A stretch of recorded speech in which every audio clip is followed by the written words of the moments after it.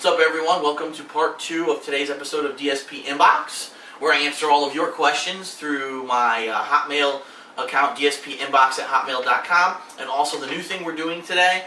A couple minutes before I decided to record this video, I put something up on my Twitter page, which is They Call Me DSP, and I said, hey, throw me some quick questions, and I'll try to address them in the video at the end. I got 6 really quick questions that I'll give really quick answers to, and it'll kind of be like a turbo round at the end of this video that I think I will add as a part of my videos from now on. Okay, so the next question. Holy crap, this is a long one. Okay, bear with me. This is a long question, but this is a good one.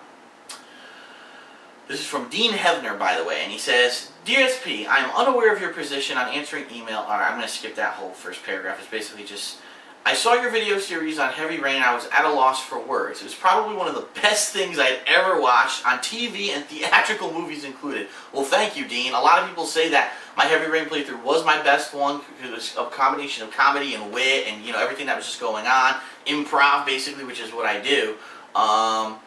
And I appreciate that compliment because, I mean, you know, for me to just do that live improv kind of style, and you tell me that's better than these people who put millions of dollars into TV shows and movies, that's a really large compliment, so thank you. He says, I will probably never watch a video game playthrough that isn't you performing again. Again, thanks. So now I will get to the reason for why I contacted you. Watching your playthrough of Heavy Rain, the Taxidermist, which was the DLC for Heavy Rain, by the way, and the Heavy Rain alternate ending playthrough. That was when I actually replayed Heavy Rain and did some alternate choices to see how they would affect the story. He says, I want more. I would like to know if there's any way that I could somehow obtain a physical or a digital copy of your Heavy Rain, the Taxidermist, and Heavy Rain alternate endings on a DVD format, or if I could somehow download those movies. I went to cafepress.com /Phil, that's my Cafe Press page, in the hopes of somehow obtaining a physical or digital copy that I've been seeking, but I didn't see anything.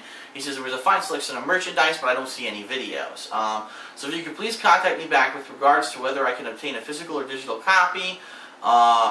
He'd think that would be great. A couple things here. First of all, you know, I do retain all of the movies that I put on YouTube, and I do have the hard copies. They're archived on hard drives.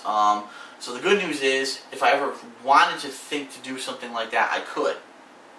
But there's a lot of ramifications with something like that. And, you know, basically taking footage of a game and selling it might be the difference between making what I do on YouTube legal or illegal.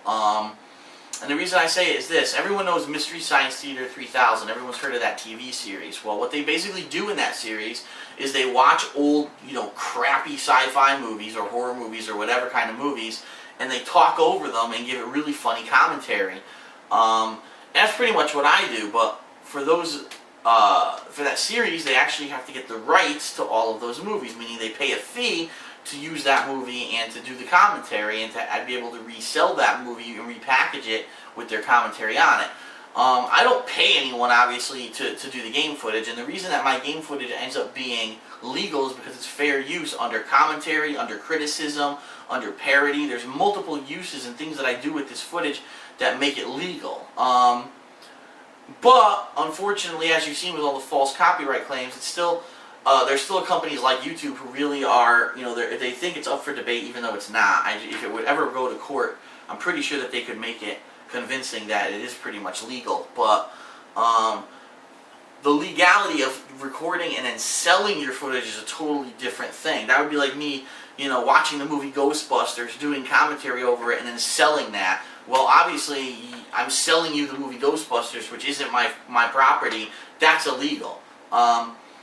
Is reselling someone's playthrough of a game illegal? I don't know. And the reason I say that is, as we've had this debate last year, when you do a playthrough of a game, the difference between a game and a movie is that a game is interactive.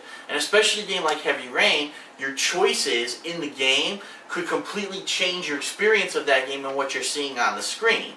So really, a playthrough of a game is legally, I'd say, probably part the game developer's property, but it's also part yours, because your choices created what you see on the screen. And therefore, it would be a gray area legally for me to try to sell a DVD of something like that. So, unfortunately, I'd have to say, For selling it, I don't know. I would have to really look into it, try to, you know, get my T's crossed and my I's dotted, and basically make sure that I'd be covered if anyone were to ever try to speak up. However, that doesn't mean that, you know, I might not consider something like that in the future, and also doesn't mean that with some of the song remixes that people have made that I won't maybe seek to maybe sell an album or something like that if people were interested. I now have so many song remixes, I'm pretty sure I could make a pretty lengthy album. And obviously, if something like that were to happen, I would ask the people and artists who created those songs if they wanted a cut. I would be fair about it. However, I don't know where the hell Ghost Drone's been. I haven't seen the guy for like 4 months. He hasn't made a remix in quite a while, and a lot of people are asking, where is he? I don't know. So you're asking the wrong person. You'll have to ask him. Maybe he's just taking a break. But there's been a lot of playthroughs where he could have probably made some really good songs, and he hasn't really done anything. And no one else has either. It's not just him. I mean, there used to be a couple other people who do remixes, and no one's really done anything. So I don't know what the deal is, if people just kind of lost interest in doing it in the project, as a project, but I don't know. Anyway, moving on. Next question, it says, Dear Phil, there are many games being announced such as BioShock Infinite, Killzone 3, and Little Big Planet 2. Most of the games coming up are mostly sequels or extensions to the previous games. I have 2 questions. My first question is, what do you think about sequels to games? If it's good, should they keep making more of the same title over and over, or should they just stop at the first one? My second question is, do you think that any of the sequels or continuation of the original games that are coming up interest you like the one stated before? Thank you for taking your time, blah, blah, blah. And that was from Kevin. A sequel is a tricky thing because a lot of the times people say it's always harder to make a sequel as good as the original. For movies, that's especially true. Trying to take a premise of a movie and basically change it enough, or rehash it enough, or refresh it enough, or even lengthen it enough to make a sequel that's as good as the original. And so I guess with video games, it's going to be kind of the same. And in my opinion, really, this is the key. It's how much did you change from the original to warrant that this be a separate release? And basically, do you think it's worth, you know, an official $60 release? So, for example, a game like Mass Effect 2, they improved dramatically on the gameplay formula. The narrative of the story was much longer.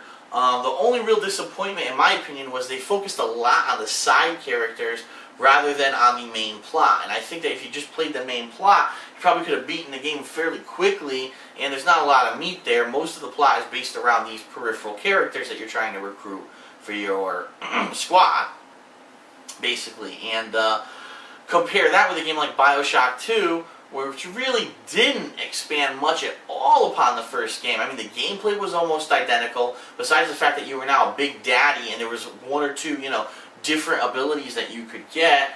Not much really different besides the dual wielding of you being able to use the plasmid and a gun at the same time. I mean, the story was pretty much dead on, similar to the first one. Didn't really elaborate much on the universe. It was kind of like, alright, you're going back to Rapture, and it's kind of the same exact area you were in the first game, and just deal with it. And then on top of that, in that game they tried to add on multiplayer, which unfortunately ended up being kind of hilarious because it wasn't really taken seriously. I personally don't think anyone was asking for BioShock multiplayer to begin with, so it really depends on what effort you put into your game and what the final product ends up being. There's some games that people argue, for example, Sonic the Hedgehog 2, a lot of people say was way better than Sonic the Hedgehog 1 because it improved upon the formula, it added a new character, it added new abilities, it added so much more to the game. So, in my opinion, I mean, should they stop at if you make a really good game, should you intentionally not make a sequel just to, you know, or keep the integrity of that game what it is? No, I think that everyone who makes something good has the absolute right to try to top it and make a sequel to continue it. But if you're going to do it, don't just send in, you know, don't dial it in. Don't just do it for a check. Do it to actually try to improve your first product and put some effort in. You can really tell when you get a game, or if you watch a movie where they put the effort in the sequel. For example, Back to the Future 2 versus Back to the Future 1 was really, it was genius. And it really made you feel like, wow, this is a really good sequel. But then you kind of continue on with that series, Back to the Future 3, and it was kind of like, alright, let's do the same formula a third time, but now let's do it in the past. It's like, alright, how many times can they rehash this formula? And really not a lot of people like Back to the Future 3. So it's kind of the similar thing with games. It's like, You have Halo. You have Halo 2, where they make significant improvements to the graphics, to the gameplay. Then you have Halo 3, where, okay, there were some improvements. It wasn't as dramatic of a leap as Halo 1 was to Halo 2. Sure, there was dual wielding, but the dual wielding wasn't massively useful, to be completely honest. Then you had Halo ODST, which really wasn't a jump at all. It was a step backwards, and it was a complete waste of fucking time. And then you have a game like Halo Reach, which for all intents and purposes is a good game, but really all it is a perfected version of Halo 2. And so you ask yourself, gee, were all these sequels warranted? And the answer, ultimately, for a series like Halo is no, they weren't. Bungie just wanted to keep making versions of the game to make money, and they could have done drastically different things. For example, in Halo Reach, they have a level in the campaign where you're doing space fighting. You're like, wow, when you're playing this level, you're like, wow, this is some real innovation. You've never done anything like this in the other Halo games. Like, man, I can't wait to jump into multiplayer and do this, until you find out that's not in multiplayer. Multiplayer is pretty much vanilla Halo 2 with some game variants and some different modes and things like that. And you're like, why the fuck didn't they put this new game mode, an innovative game mode, into the multiplayer? And the answer is because really, this is what they do. Every year or every 2 years they come out with a new version of Halo to cash in. And not to say that Halo Reach isn't a worthy game, because it is, in my opinion, a very good game. Maybe one of the best games of this year, depending on how the next few months go. But it really seems like once you start playing the multiplayer, you're like, man, this really feels like Halo 2 with a couple variants. And I'm wondering why it seems like they've gone back to that, when instead of adding a bunch of new stuff to make it innovative enough to be a different game. The game that really comes to mind to me, for example, is Call of Duty 4 Modern Warfare 1, where they added all kinds of things like kill streaks, like the leveling system, unlocking guns progressively with online play. Now compare that with its sequel, Modern Warfare 2, which came out last year, which really didn't add much at all. It added death streaks, which was just a variation on kill streaks, which some people thought broke the game. It added not much. It was the same unlocking system, the same kind of leveling. There really wasn't anything added to the multiplayer. And so a lot of people would argue that a game like Modern Warfare 2 is a way to dial it in and just try to make free money, while Modern Warfare 1 was the game where they really put in the innovation and improved upon the previous games. So it all depends. Sequels can go either way.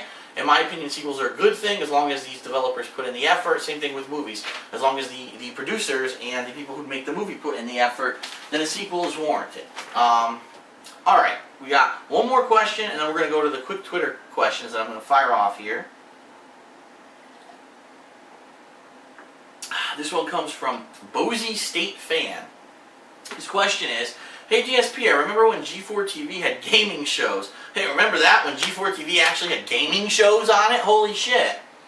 Such as Cheat, Judgment Day, Electric Playground, Cinematech, and more. And then, when the year hit 2005 or 2006, all of a sudden they canceled all the gaming shows. For me, I was mad. What are your thoughts? Well, my thoughts are this, and this is very simple. The people who made these gaming stations, these gaming TV shows, weren't gamers. They didn't know how to appeal to gamers. And so rather than doing the right thing to market to the right crowd, they sold out. That's basically what happened. So you have a channel like G4 TV. When they started, they had some personalities on there, but really when you started watching the show, you're like, wait a minute, these people who are on here really don't seem like gamers, they seem like actors. And that's exactly what they were. They were hiring actors to try to pretend like they were gamers and get your buy-in. So for example, X-Play. Do you really think that Adam Sessler knows a fucking thing about any video game? Absolutely not. He knows absolutely nothing about video games. And whoever the girl is they have on there now, she knows even fucking less. And it was hilarious because someone said to me, I forget what it was for, but I guess Morgan Webb, that's her name. I guess someone said, Phil, why are you playing this game? Morgan Webb just reviewed it and gave it like a 2. I was like, what? Who the fuck cares what Morgan Webb has to say about a fucking video game? She doesn't play video games. She obviously doesn't know what the fuck she's talking about, because the game, if I remember correctly, was a decent, at least, game. Nowhere near getting the score that she should have given it. And why would I listen to a talking head who's obviously a paid actor on TV to tell me what's good about gaming? I'm not an idiot. I'm an adult. I'm a professional. I'm a business person. I have a serious full-time job.